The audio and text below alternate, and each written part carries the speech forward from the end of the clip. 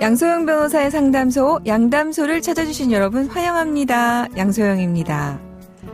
결혼 5년 차인 그녀는 최근 남편의 달라진 행동에 부쩍 신경이 쓰였습니다. 말수가 없어진 남편은 말없이 늦는 일이 잦았죠. 그렇게 서서히 멀어진 두 사람은 각자의 길을 가기로 하고 협의 이혼을 하게 됩니다. 이혼 6개월 후에 그녀는 남편에게 결혼기간 내내 다른 여자가 있었다는 사실을 알게 됩니다. 지금이라도 위자료 청구가 가능할까요? 법무법인 승인 양소영 변호사입니다. 이게 이제 아무래도 협의 이혼을 한 이후에 또 아이가 있으면 다시 이제 계속 연결돼서 만나게 되는 경우가 있고요. 또 결혼해서 이혼했다 하더라도 행동 반경이 그렇게 아주 떨어지지 않기 때문에 이렇게 종종 이혼하고 났는데 사실은 다른 사람이 있었던 걸 알게 됐다. 이제라도 위자료 청구가 가능하냐라고 물어오는 분들이 가끔 있으십니다. 물론 이혼 후에 알게 되더라도 배우자 부정행위를 이유로 해서 위자료 청구가 가능하고요.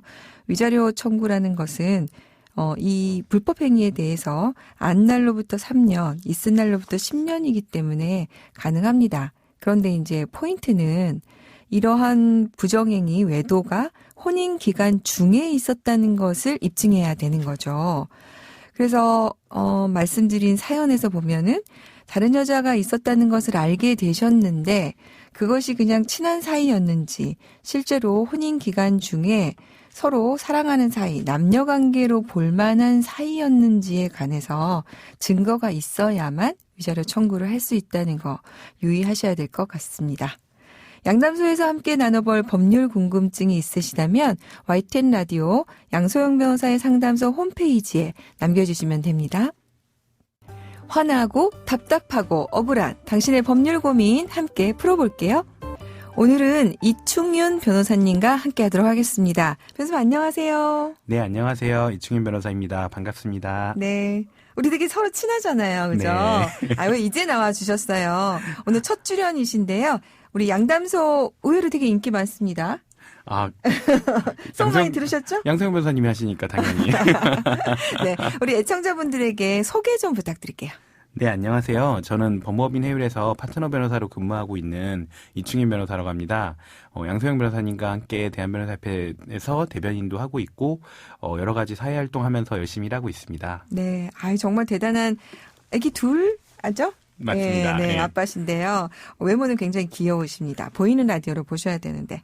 자, 주로 어떤 사건 많이 맡으세요, 변호사님? 네, 다음에 보이는 라디오 나오겠습니다. 네. 근데 우리는 없다는 게 함정입니다. 네. 네, 어떤 사건 많이 해주시나요? 네, 저는 주로 기업 자문하고 있고요. 네. 관련돼서 회사들이 많이 발생하는 소송도 하고 개인 일반 저희들이 겪을 수 있는 민형사 소송도 많이 하고 있습니다. 네. 그래서 비중은 한 1대1 정도 되는 것 같고 예, 그 과정에서 관세법 관련해서 무역회사에 어떤 형사사건이 있었는데 네. 거기서 전부 승소한 적도 있고요. 네. 다음에 또 우리 양담소 나오셔서 그런 네. 거 좋은 사례 좀, 좋은 법률 정보 좀 전달해 주세요. 자, 네, 오늘 감사합니다. 사연 만나보겠습니다. 어머니께서 오랜 세월 작은 식당을 운영하셨습니다. 그렇게 조금씩 모은 돈으로 저희 남매를 키우셨고 작은 집 한 채도 마련하셨죠. 그렇게 고생만 하시던 어머니가 얼마 전 돌아가셨습니다. 어머니가 남긴 재산은 5억 상당 아파트가 있었고요. 누나와 제가 1대1로 상속을 받기로 했습니다. 그런데 누나와 별거 중이던 매형이 벼랑간 찾아와 어머니에게 돈 2억을 빌려준 적이 있으니 상속분에서 대여금을 갚으라는 겁니다. 매형은 차용증까지 가지고 있었는데요. 어머니가 장사가 어려울 때 현금과 수표로 2억을 빌려줬다며 막무가내로 돈을 달라고 하는 중입니다. 그런데 매형이 내민 차용증이 아무리 봐도 이상합니다. 어머니의 인감도장에 찍혀 있지만 사인도 없고 더군다나 누나도 매형이 돈을 빌려준 사실을 모르고 있습니다. 매형에게 2억 원을 줘야 할까요? 어머니가 남긴 상속재산이 5억 상당 아파트가 있고 남매가 있는 상황인데요. 지금 일단 상속분에 대해서 보면은 형제들 경우에 어떻게 법정 상속분이 되어 있나요? 네, 우리나라 민법 제1000조는 직계 자녀를 1순위 상속인으로 정하고 있습니다. 너무 당연하죠. 이에 따라서 배우자인 아버님이 안 계신다면 남매가 1대1로 상속을 받게 될 텐데요. 만약에 아버님이 계신다면 배우자는 직계 자녀의 상속분을 50% 가산해서 받게 되기 때문에 네. 1.5대 1대1로 상속받게 되실 겁니다. 네. 근데 이 사연은 이제 누나하고 사연 주신 분만 있으니까 1대1인데 네. 지금 갑자기 별거 중에 매형이 2억 차용증을 들고 나타났어요. 이 경우 지금 2억에 대해서는 어떻게 정리를 하는 게 좋을까요? 네, 차용증이 진짜라면 남매는 그 매형에게 2억을 줘야 할 거예요. 네. 잘 아시다시피 우리나라 상속제도는 적극 재산뿐 아니라 소극 재산이라고 하는 것도 상속 재산으로 정하고 있는데요. 그렇죠. 예, 이 말씀하신 사안에서는 아파트가 어머니의 적극 재산이라면 차용증상 대여금은 어머니의 소극 재산일 겁니다. 그러면 남매는 이 대여금까지 상속을 받기 때문에 모두 상속을 받아서 5억 상당의 아파트에서 2억의 대여금을 매형에게 갚아야겠죠. 네. 그러면 이제 이 경우에 채무도 똑같이 1대1로 책임을 지게 되는 거겠죠. 상속분대로. 근데 지금 이제 보니까 차용증이 좀 이상하고 누나가 좀 별거 중이었기는 했지만 이렇게 지금 거액의 2억 원을 빌려줬다면 더군다나 어머니에게 빌려줬다면 이 내용을 좀 알만도 한데 누나도 모르는 상황이라는 거예요. 그러면은 이제 이게 만약에 소송으로 진행이 되거나 한다면 어떻게 해봐야 될까요? 네.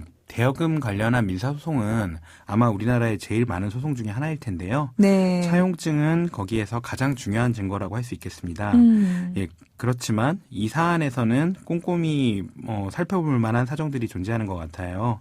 배우자인 누나도 매형의 배우자인 누나도 어머니가 사위에게 돈을 빌려줬다는 점을 모르고 네. 2억이나 되는 큰 돈에 대해서 계좌이체 내역도 없고 차용증이 진짜인지 좀 의심스러울 법하네요. 지금 이제 보니까 돈도 현금으로 줬고 네. 또 수표로 줬다고 하는데 이럴 경우에는 그러면은 차라리 매형한테 대여금 소송을 제기를 하거나 네. 아니면 우리 쪽에서 채무 부존재 확인 소송을 제기를 해서 네. 그 진정 성립 여부를 좀 따져봐야 되겠군요. 네, 그럴 수 있겠습니다. 네. 이충현 변호사님도 실제로 이런 비슷한 사건을 맡은 적이 있으셨다면서요? 네, 마침 제가 최근에 진행한 사건이 하나 있었습니다. 전부 승소했고 오늘로써 판결 확정이 정해지는데 지금 오늘이 확정이 된 날입니까? 네, 2주 축하드려요. 되는 날이라서 엄청 기다리고 있습니다. 네. 이 경우에서는 장모님이 돌아가셨을 때 사위가 장모와의 사이에 3, 4년 전 차용증을 이유로 상속인들에게 대여금을 청구했어요. 네. 예, 그런데 이 차용증에는 어머니, 즉 사위 입장에서 장모님이겠죠. 장모님의 그 어떤 친필이나 서명이 없었고 차용증 작성 당시에 사용하던 인감도장이 아니라 한참 전인 2010년도 이맘때 거의 10년 전에 사용하던 인감도장이만 찍혀 있었어요. 그러니까 당시에는 인감도장이었지만 그 차용증 작성 당시에는 단지 도장이었던 거죠. 예, 이러한 이유로 인감도장을 2번이나 바꾸셨습니다. 어머니께서는. 예. 저는 이 차용증이 진짜로 어머니께서 찍은 것이 아니라 증거로 사용될 수 없다고 생각했습니다. 네. 그래서 그렇게 법원에 주장을 했는데요. 먼저 사위가 원만한 경제활동을 하고 있지 않았어요. 2억이라는 현금을 마련할 수 있을 만한 그런 여력이 안 되는 정황이 많이 있었습니다.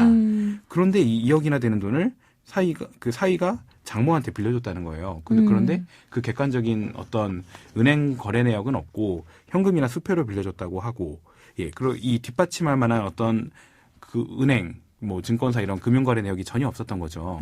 그래서 그때 수표에 대해서도 한번 추적 조사를 해보셨습니까? 네, 그래서 수표에 대해서 알 수 없다는 것을 주장을 했죠. 저희는. 그렇죠. 네. 이게 만약에 정말 지급했으면 그 수표가 어머니 통장으로 들어가거나 네. 이런 흔적이 있어야 될 텐데. 맞습니다. 그러한 거래 내역이 네. 없었습니다. 그리고 현금으로 줬다면은 액수가 지금 사위의 통장에서 나왔어야 될 거 아니에요. 맞습니다. 그죠. 예. 근데 그런 게 전혀 안 나오고. 네, 없었습니다. 네. 그리고 사실 이제 그런 거 많이 물어보세요. 공증을 받을 필요가 있느냐라고 네. 했는데 만약에 정말 사위분이 이게 차용증에 어머니 도장이 찍혀서 공증까지 했다면 네. 사실 그 변호사님이 아무리 우리 이충현 변호사님이라도 이기기 어려웠을 거 아니에요. 네, 그렇습니다. 네. 예. 그래서 사실은 이럴 때는 차용증 같은 중요한 처분 문서는 진위 여부가 나중에 문제될 수 있기 때문에 공증을 받아놓으면 사실은 조금 이런 다툼에서 좀 벗어날 수는 있습니다. 근데 이게 지금 아무래도 위조를 한 것 같은데 형사사건 진행은 안 하셨나요? 날카로우십니다. 제가 네. 따로 준비를 안 했지만 사실 했습니다. 사기 사무소 위조로 이거는 저희가 하진 않았고 당사자가 직접 하셨는데 네. 그쪽에서 이제 증거가 좀 부족해서 위조를 입증할 수가 위조를 입증할 정도로 증거가 나오지 않아서요. 좀 억울하긴 하네요. 네. 하지만 민사 사건은 다 이겼습니다. 네. 민사 사건이 이기는 경우에는 네. 형사 사건에서 좀 더 적극적으로 판단을 해주기도 하더라고요. 네. 그래서 저희도 강제집행 면탈이 처음에는 무혐의가 나왔는데 민사에서 사행위 취소로 승소를 하고 나서 다시 고소를 했더니 유죄로 이렇게 기소를 해주더라고요. 한번 유족 여러분께서 다시 한번 진행을 형사 사건에 대해서 네. 진행을 해보면 좋겠다는 생각이 드네요. 네. 네, 오늘 변호사님 첫 시간인데 감사드립니다. 네, 감사합니다. 네, 조심히 돌아가세요. 네. 양소영 변호사의 상담소 양담소는 다음 주 월요일에 다시 문을 엽니다. 끝곡 최백호와 주현미의 듀엣곡 풍경 전해드릴게요. 양소영이었습니다.